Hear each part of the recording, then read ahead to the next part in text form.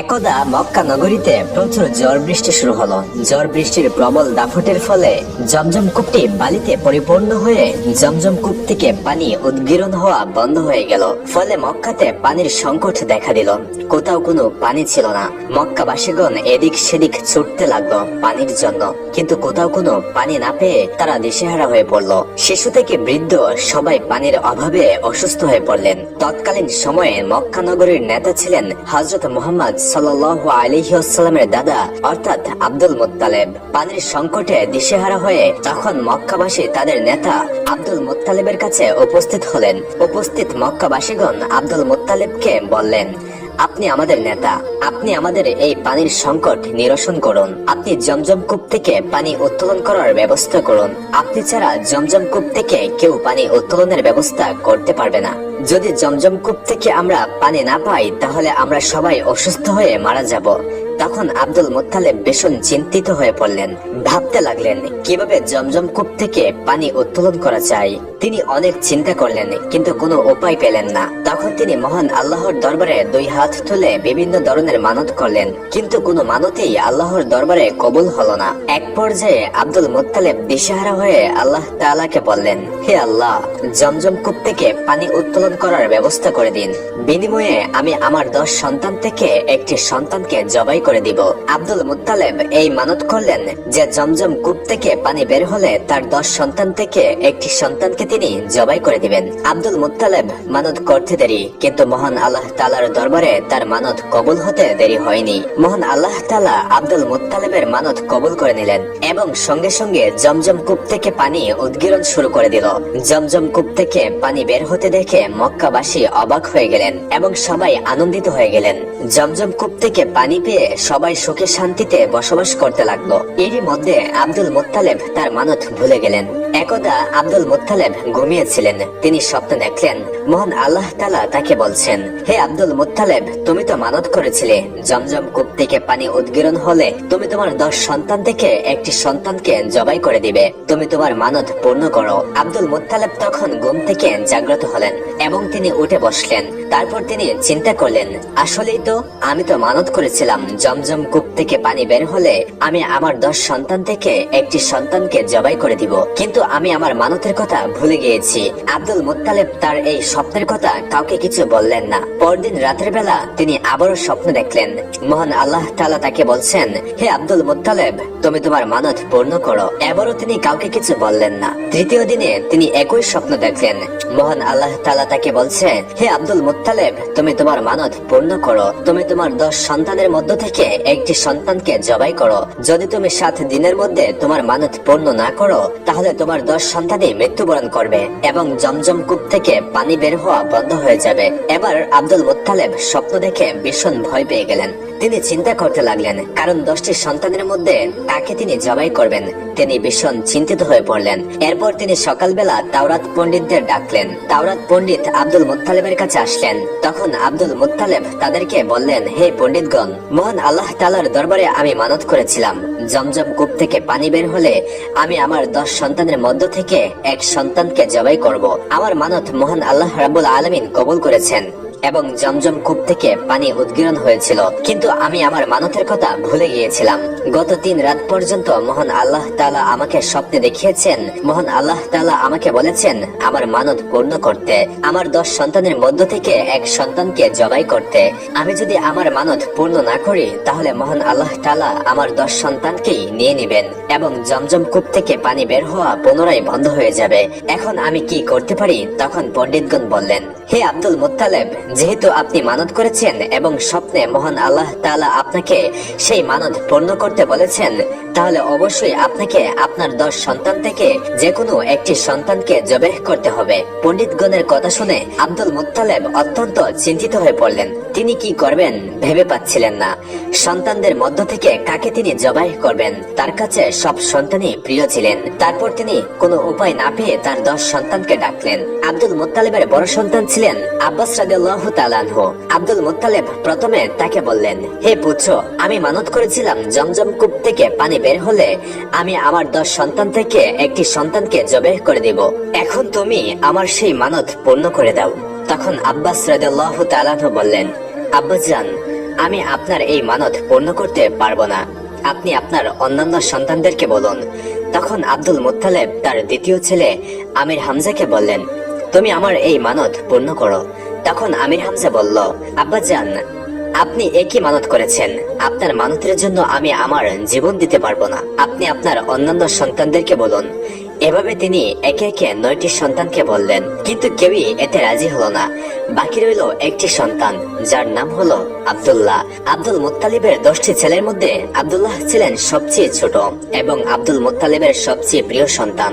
Abdul Muttalib আব্দুল্লাহকে অনেক স্নেহ করত এবং অনেক ভালোবাসতো। যখন তার 9 জন ছেলে তার কথায় রাজি হলো না, তখন আব্দুল মুত্তালিব অত্যন্ত চিন্তিত হয়ে পড়লেন। তখন আব্দুল্লাহ তাকে চিন্তিত দেখে বললেন, আব্বাজান, আপনি কি নিয়ে চিন্তা করছেন? তখন আব্দুল মুত্তালিব আব্দুল্লাহকে সবকিছু খুলে বললেন। তখন আব্দুল্লাহ বললেন, আব্বাজান, আপনি চিন্তা করবেন না, আপনি আমাকে মহান আল্লাহর রাস্তায় জবাহ করে দিন, আপনি আপনার মানত পূর্ণ করুন।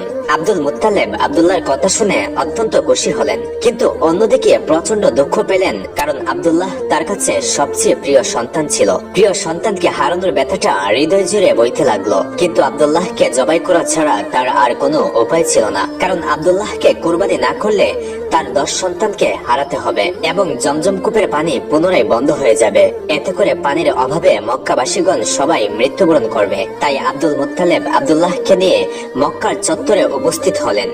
সেখানে মক্কাবাসীও উপস্থিত হলেন। এদিকে আব্দুল্লাহকে জবাই করার খবর পেয়ে মক্কার নারীরাও সেখানে উপস্থিত হলেন। সেই নারীদের মধ্যে একজন ছিলেন ওরাকা বিন নফলের কন্যা মরিয়ম। ওরাকা বিন নফল ছিলেন তৎকালীন তাওরাত পণ্ডিত। তার কন্যা মরিয়মও তাওরাতে পারদর্শী ছিলেন। তিনি জানতেন যে এই আব্দুল্লাহর ওরসে জন্ম নেবে আখিরি নবী হযরত মুহাম্মদ সাল্লাল্লাহু আলাইহি ওয়াসাল্লাম। তাই তিনি আব্দুল্লাহকে কোনো মতেই জবাই করতে দিতে চাইলেন না। তিনি আব্দুল মুত্তালিবকে বললেন, আব্দুল্লাহকে কোনোভাবে জবাই করা যাবে না। তখন আব্দুল মুত্তালিব মরিয়মকে বললেন, আমি মানত করেছিলাম আমার 10 সন্তান থেকে যে কোনো একজনকে জবাই করব।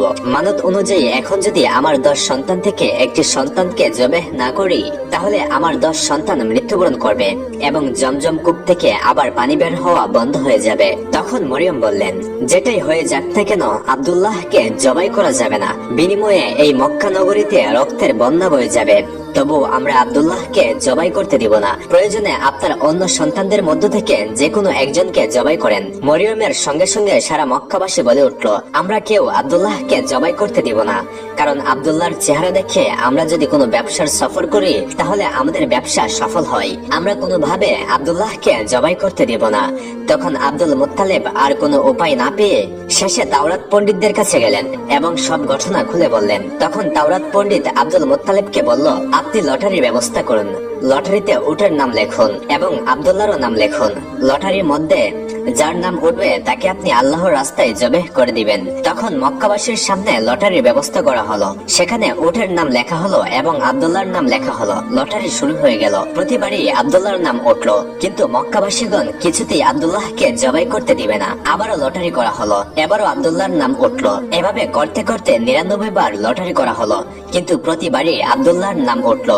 তখন আব্দুল মুত্তালিব বললেন, আর কোনো উপায় নেই, আব্দুল্লাহকে জবাই করতেই হবে। যেহেতু আমি মানত করেছি, আমার মানত পূর্ণ করতেই হবে, আমাকে আব্দুল্লাহকে জবাই করতেই হবে। তখন মরিয়ম বললেন, যে কোনো উপায়ে আব্দুল্লাহকে জবাই করা যাবে না। আপনি আবারও লটারি করুন, যতক্ষণ না উটের নাম উঠবে ততক্ষণ আপনি লটারি চালিয়ে যাবেন। আবারও লটারি করা হলো। এবার লটারিতে উটের নাম উঠলো। 100 বার লটারি করার পর উটের নাম উঠলো। এতে মক্কাবাসী সবাই আনন্দিত হলো, কারণ তাদের প্রিয় আব্দুল্লাহকে আর জবাই করতে হবে না। আব্দুল মুত্তালিব অনেক খুশি হয়ে 100 উট আব্দুল্লাহর বদলে জবাই করে দিলেন। মক্কাবাসীগণ অত্যন্ত খুশি হয়ে গেলেন। এদিকে আব্দুল্লাহ ধীরে ধীরে বড় হতে লাগলো এবং বিভিন্ন জায়গা থেকে তার জন্য বিয়ের প্রস্তাব আসা শুরু হলো, কারণ আব্দুল্লাহ তৎকালীন সময়ে সবচেয়ে সুন্দর পুরুষ ছিলেন। তাকে দেখে যে কেউ তার প্রেমে পড়ে যেত। আব্দুল্লাহকে পাওয়ার জন্য মক্কার রমণীরা অধীর হয়ে থাকত। মক্কার রমণীদের মানত ছিল আব্দুল্লাহকে পতি হিসেবে পাওয়ার জন্য, কারণ আব্দুল্লাহ ছিলেন অত্যন্ত সুন্দর, ধার্মিক এবং সুপুরুষ। প্রতিদিন তার জন্য অনেক বিয়ের প্রস্তাব আসতো, কিন্তু আব্দুল মুত্তালিব তার বন্ধু ওয়াহাব ইবনে আব্দে মান্নাফের সঙ্গে ওয়াদা করেছিলেন তার কন্যার সঙ্গে আব্দুল্লাহর বিয়ে দিবেন। ওয়াহাবের কন্যার নাম ছিল আমেনা। তারা মদিনায় বসবাস করতেন। তাই আব্দুল মুত্তালিব আব্দুল্লাহকে নিয়ে মদিনার উদ্দেশ্যে রওনা দিলেন। উদ্দেশ্য ছিল আমেনার সঙ্গে আব্দুল্লাহর বিবাহ দেওয়া। প্রতি ইতিমধ্যে ওরাকা বিন নফলের কন্যা মরিয়ম দাঁড়িয়েছিলেন। তিনি আব্দুল্লাহকে দেখে আব্দুল্লাহর কাছে আসলেন এবং তিনি আব্দুল্লাহকে বললেন, হে আব্দুল্লাহ, কিছুদিন পূর্বে তোমার পিতা তোমার প্রাণের পরিবর্তে যে 100 উট কোরবানি দিয়েছিল, আজ আমি শপথ করে বলছি সে 100 উট তোমার পক্ষ থেকে আমি তোমার পিতাকে প্রদান করব। বিনিময়ে আমার একটি অনুরোধ রয়েছে, তুমি আমাকে বিয়ে করো। কিন্তু আব্দুল্লাহ অত্যন্ত ভদ্র এবং লজ্জাশীল মানুষ ছিলেন, তাই তিনি এভাবে পাত্র কর্তৃক বিয়ের প্রস্তাবে লজ্জায় জোরসোর হয়ে পড়লেন এবং আব্দুল্লাহ বললেন, আমি আমার আব্বার সঙ্গে আছি, তাকে ছেড়ে অন্যত্র যাওয়া বা তার মতের বাইরে কিছু করা আমার পক্ষে সম্ভব নয়। এই কথা বলে আব্দুল্লাহ তার পিতার সঙ্গে মদিনার উদ্দেশ্যে রওনা হলেন। দীর্ঘ পথ পাড়ি দিয়ে তারা মদিনায় ওহাব ইবনে আব্দে মান্নাফের নিকট পৌঁছে গেলেন। ওহাব ইবনে আব্দে মান্নাফ তখন বনু জোহরা গোত্রের সর্দার ছিলেন। আলাপ আলোচনার পর তার কন্যা আমিনার সঙ্গে আব্দুল্লাহর বিবাহ হয়ে যায়। আমিনাও ছিলেন তার সম্প্রদায়ের মহিলাদের নেত্রী। আব্দুল্লাহ ঐতিহাসিক মতে বিবাহের পর শ্বশুর বাড়িতে 3 দিন ছিলেন। তারপর আমিনাকে বাড়িতে নিয়ে আসার পর আমিনার সঙ্গে আব্দুল্লাহর বাসর হয় এবং তাতে হযরত মুহাম্মদ সাল্লাল্লাহু আলাইহি ওয়াসাল্লাম আমিনার গর্ভে আসেন। মা আমিনার সঙ্গে বিয়ে হওয়ার পর একদিন আব্দুল্লাহ কোথাও যাচ্ছিলেন। প্রতিমধ্যে ওরাকা বিন নফলের কন্যা মরিয়ম দাঁড়িয়েছিলেন। মরিয়ম জানতেন না যে আব্দুল্লাহ ইতিমধ্যে বিয়ে করেছেন। আব্দুল্লাহকে দেখে সে আব্দুল্লাহর কাছে আসলেন, কিন্তু আব্দুল্লাহর দিকে একবার তাকিয়ে মরিয়ম আবার নিজের গৃহের দিকে ফিরে চলল। এতে আব্দুল্লাহ কিছুটা অবাক হয়ে তাকে জিজ্ঞেস করলেন, হে মরিয়ম, সেদিন না তুমি আমাকে বিয়ের জন্য প্রস্তাব দিয়েছিলে, কিন্তু আজ আমাকে দেখে কেন কথা না বলে চলে যাচ্ছ? তখন মরিয়ম বললেন, তুমি কি ইতিমধ্যে কাউকে বিয়ে করেছো, তার সঙ্গে রাত্রি যাপন করেছো? আব্দুল্লাহ বললেন, হ্যাঁ। তখন মরিয়ম বলল, সেজন্যই তোমার চেহারায় পরিবর্তন এসেছে। শুনো, আমি সেদিন তোমাকে বিয়ের প্রস্তাব দিয়েছিলাম কারণ তোমার কপালে এক উজ্জ্বল নূর ছিল। আজ আমি তোমার কপালে সেই নূর দেখতে পাচ্ছি না। এর কারণ হচ্ছে এখন এটার অধিকারিণী হয়েছে তোমার সৌভাগ্যবতী স্ত্রী। সুতরাং এখন আমার কাছে তোমার আর কোনো গুরুত্ব নেই। তাই এভাবে কথা না বলেই চলে যাচ্ছিলাম। অতঃপর মরিয়ম চলে গেল এবং আব্দুল্লাহ বাড়ি ফিরে যান। তারপর আমিনার সাথে সুখের সংসার করতে থাকেন। কিছুদিন পর আব্দুল মুত্তালেব আব্দুল্লাহকে খেজুর আনার জন্য মদিনায় পাঠান। খেজুর নিয়ে আব্দুল্লাহ মক্কায় ফিরে আসার সময় অসুস্থ হয়ে পড়েন এবং সেখানে তিনি মৃত্যুবরণ করেন। ইন্না লিল্লাহি ওয়া ইন্না ইলাইহি রাজিউন। আব্দুল্লাহর মৃত্যুর সময় হযরত মুহাম্মদ সাল্লাল্লাহু আলাইহি ওয়াসাল্লাম মা আমিনার গর্ভে ছিলেন। প্রিয় দর্শক, হযরত মুহাম্মদ সাল্লাল্লাহু আলাইহি ওয়াসাল্লামের পিতা আব্দুল্লাহকে জবাই করার ঘটনা এবং আব্দুল্লাহর সঙ্গে মা আমিনার বিয়ের ঘটনাটি হাদিসে গ্রন্থ থেকে সংগ্রহ করা হয়েছে। এই ঘটনাগুলো কতটুকু সত্য তা একমাত্র মহান আল্লাহ তাআলাই ভালো জানেন। শুধুমাত্র ঘটনাটি আপনাদেরকে জানানোর উদ্দেশ্যেই ভিডিওটি তৈরি করা হয়েছে।